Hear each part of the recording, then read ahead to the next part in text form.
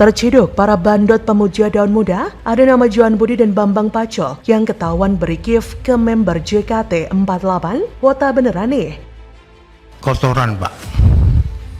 Punya sisi gelap. Mungkin ketika kita berkuasa, tidak ada yang berani mengusik-usik itu. Saya, alhamdulillah, oleh Allah SWT diberi kesempatan bekerja di lembaga yang saya jadi tahu banyak, Pak. Masa dia bagi duit harus pakai e-wallet? E-walletnya cuma 20 juta lagi. Nggak bisa, Pak. Nanti mereka nggak jadi lagi. Oh iya. Loh, saya terang-terangan ini. Gitu loh. Mungkin perampasan aset bisa, tapi harus bicara dengan para ketum partai dulu. Kalau di Anggota Komisi 3 DPR Johan Budi mengundang perhatian publik setelah foto yang menunjukkan nama dirinya dan Bambang Pacul muncul di Instagram Story seorang member JKT48 atau JKT48 bernama Chrisella Adalia. Dalam sebuah foto yang beredar di media sosial, salah satu member JKT48 bernama Chrisella Adalia memberikan ucapan terima kasih atas gift yang diberikan. Menurut informasi, Bambang Pacul merupakan Ketua Komisi 3 DPR yang memiliki nama lengkap Bambang Wuryanto. Johan Budi membantah pernah memberikan gift seperti itu. Johan Budi berpendapat, pengiriman gift itu diduga hanya dari orang-orang iseng terhadap Johan dan Bambang Pacul, dampak dari pemberitaan rapat Komisi 3 dengan Mahfud MD yang bikin geger beberapa waktu lalu. Johan Budi mengatakan, padahal dalam rapat tersebut menurutnya jelas dan terang mendukung upaya Mahfud MD untuk membongkar skandal 349 triliun agar terang dan segera disampaikan ke penegak hukum.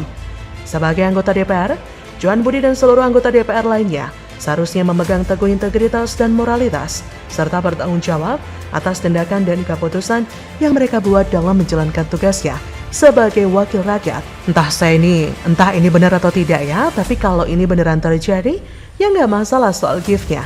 Dan ngefans ke member JKT48 bernama Chrisella Adalia, itu hak setiap orang. Tapi, mereka berdua kan kebetulan pejabat publik nih, anggota DPR. Apa kata dunia jika mengetahui ada aki-aki, ada om-om ngasih hadiah ke gadis remaja? Jangan-jangan zaman daun muda nih para aki-aki ini. Hahaha. Ambisi tidak selalu memiliki konotasi yang negatif. Ambisi dalam diri seseorang merupakan sebuah impuls yang menjadi stimulus seseorang mewujudkan mimpi. Pada kasus yang terjadi pada Bambang Pacul dan Johan Budi, mereka dengan tegas menyuarakan nyinyiran pada pejabat pemerintah, menyudutkan pihak-pihak yang berseberangan dengannya, yang seolah-olah dirinya benar. Mereka berdua seolah mengepung Mahfud MD beberapa waktu lalu. Tapi kenyataan di lapangan tidak demikian.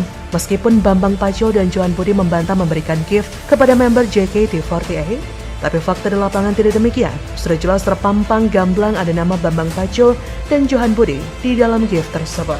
Tapi ya begitulah, masalah yang kita hadapi sekarang adalah semakin ngawurnya para anggota dewan ini dalam bertindak. Apa yang mereka lontarkan dan kerjakan seakan bertolak belakang 180 derajat dengan perilaku mereka yang jelas-jelas jauh dari kemauan rakyat. Bahkan, beberapa waktu belakangan ini banyak rakyat yang mempertanyakan Dewan Perwakilan Rakyat ataukah Dewan Perwakilan Ketum Parpol. Perilaku para dewan ini mulai melukai rakyat Indonesia yang memilih mereka. Apakah mereka sadar apa yang mereka lakukan? Mungkin mereka sadar, tapi nafsu mereka untuk menikmati daun muda sudah sampai ke ubun-ubun dan lebih besar daripada nalar mereka untuk membangun negeri ini. Ini sih mungkin masih ketahuan, bagaimana yang nggak ketahuan? Kami tidak memilih wakil rakyat hanya untuk bermain-main dengan hal yang merugikan bangsa dan negara. Kami memilih wakil rakyat yang mendukung semua kebijakan pemerintah yang pro rakyat, bukan pro kepada ketum parpol, apalagi yang menggoda daun muda yang gak jelas. Buktikan dengan kerja nyata dong untuk rakyat, bukan hanya mementingkan nafsu belaka. Jadi bagaimana menurut Anda?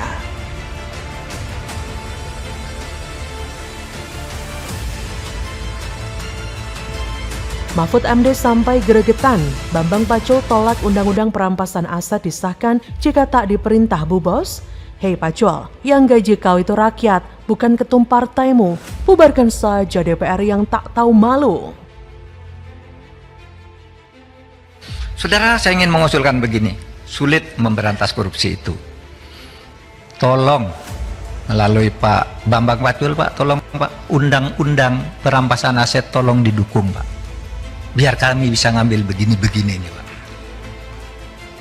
Tolong juga pembatasan belanja uang kartal didukung Pak. Karena orang korupsi itu Pak, nurunkan uang dari bank 500 miliar dibawa ke Singapura, ditukar dengan uang dolar, lalu dia bilang ini menang judi karena di Singapura judi sah, lalu dibawa ke Indonesia sah. Padahal itu uang negara Pak. Itu pencucian uang Pak. Nah sekarang mari kita batasi, kalau belanja 100 juta Anda keluarkan dari bank mana, kirim ke bank mana. Jangan dari orang bawa koper tuh, yang satu kopernya berisi kertas, yang satu berisi uang, ditukar di atas pesawat. Tolong, kami mengajukan sejak tahun 2020 dan sudah disetujui, dibalik tiba-tiba keluar lagi ketika akan mulai ditetapkan sebagai prioritas utama. Padahal isinya sudah disetujui oleh DPR yang dulu. Masa dia pergi duit harus pakai e-wallet? E-walletnya cuma 20 juta lagi. Nggak bisa Pak. Nanti mereka nggak jadi lagi. Oh iya. Loh, saya terang-terangan ini. Gitu loh. Mungkin perampasan aset bisa, tapi harus bicara dengan para ketum partai dulu. Kalau di sini nggak bisa. Nggak bisa. Teori saya, jadi permintaan jenengan langsung saya jawab. Bambang Pacul siap kalau diperintah. Mana perintah berani. Ketua Komisi 3 DPR RI Bambang Wuryanto alias Bambang Pacul terang-terangan mengaku tak berani mengesahkan rancangan undang-undang perampasan aset serta RUU pembatasan transaksi uang kartal jika tak diperintahkan oleh sosok ibu. Ini dia sampaikan menjawab Menteri Koordinator Bidang Politik, Hukum, dan Keamanan atau Menko Polhukam Mahfud MD dalam rapat dengar pendapat yang meminta agar Komisi 3 DPR menggolkan 2 RUU tersebut. Politisi PDIP itu tak menjelaskan sosok ibu yang dimaksud. Hanya saja dia bilang, untuk mengesahkan RUU tersebut harus ada persetujuan dari para petinggi parpol, dalam hal ini Megawati Soekarno Putri. Memang kata Bambang, pengesahan RUU perampasan aset masih dimungkinkan, namun tidak dengan RUU pembatasan transaksi uang kartal. Ketua DPP PDIP bidang pemenangan pemilu itu mengatakan sulit bagi legislator mengesahkan RUU pembatasan transaksi uang kartal karena ada kekhawatiran tak terpilih lagi pada pemilu selanjutnya. Bambang menegaskan sikapnya ini sama dengan anggota DPR lain. Seluruh legislator, kata dia, tunduk kepada bos masing-masing. Sebelumnya, dalam rapat yang sama, Menko Polhukam Mahfud MD meminta supaya DPR segera mengesahkan RUU perampasan aset serta RUU pembatasan transaksi uang kartal. Mahfud MD menuturkan pemerintah sudah mengajukan RUU perampasan aset untuk diproses DPR sejak 2020.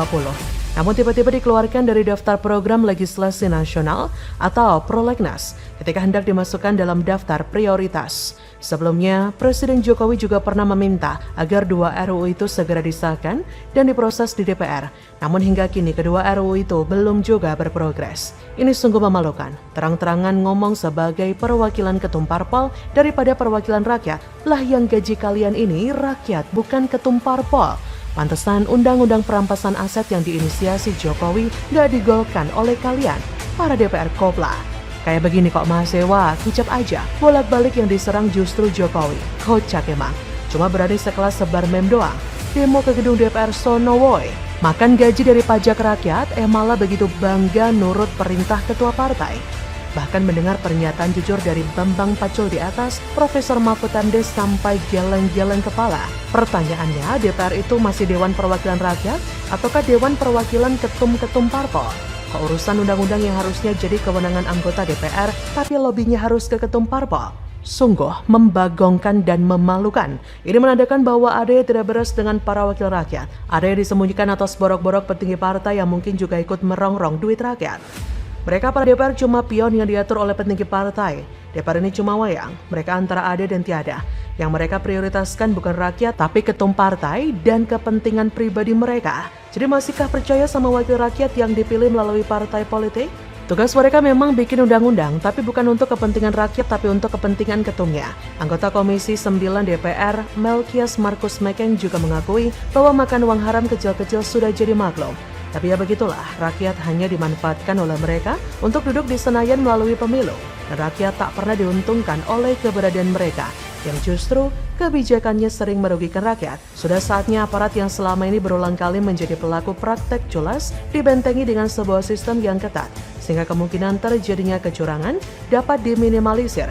Hal itu akan tercapai jika ada kemauan politik yang kuat dari para pemegang kendali negara. Jadi bagaimana menurut Anda?